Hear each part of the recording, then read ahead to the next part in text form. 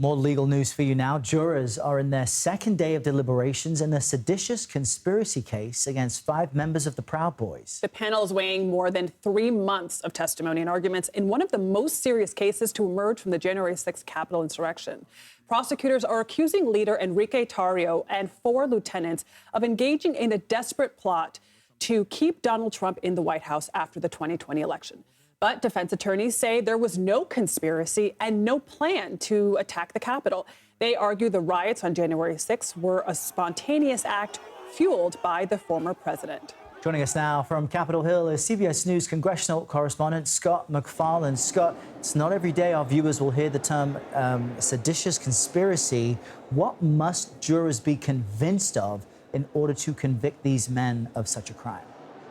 That there was more than just a breach of a police line and an unlawful presence in the Capitol, that there was a plot, a conspiracy, a plan to do this in advance of January 6th. There are now more than 1,000 U.S. Capitol riot defendants. That's just a tonnage.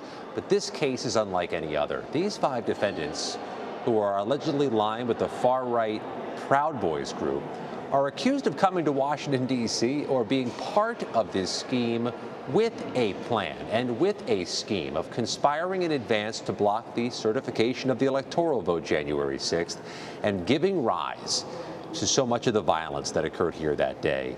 This case is uniquely pivotal, though, Errol and Adriana, because one of the 5 defendants, a man named Enrique Tarrio, wasn't actually here at the Capitol or in Washington at all January 6th. Yet prosecutors over the course of 14 weeks made this case that Tarrio was part of a conspiracy, part of a plan to block the peaceful transfer of power in America, to conspire seditiously. If he's convicted on that charge, what leverage that gives the Justice Department if it seeks to charge others who weren't actually at the Capitol with conspiracy moving forward?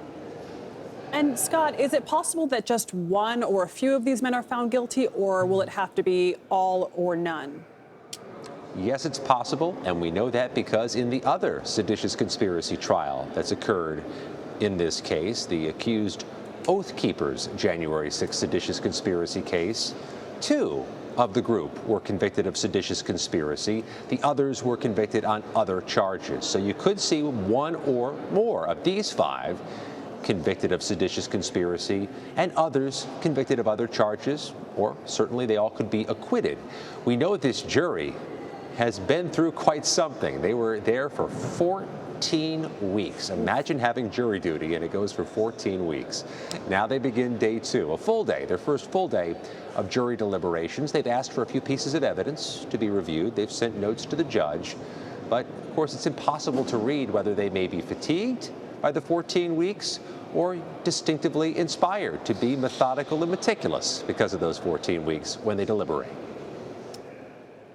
The real work begins now for this jury. Scott MacFarlane, thank you so much. Thanks, Scott.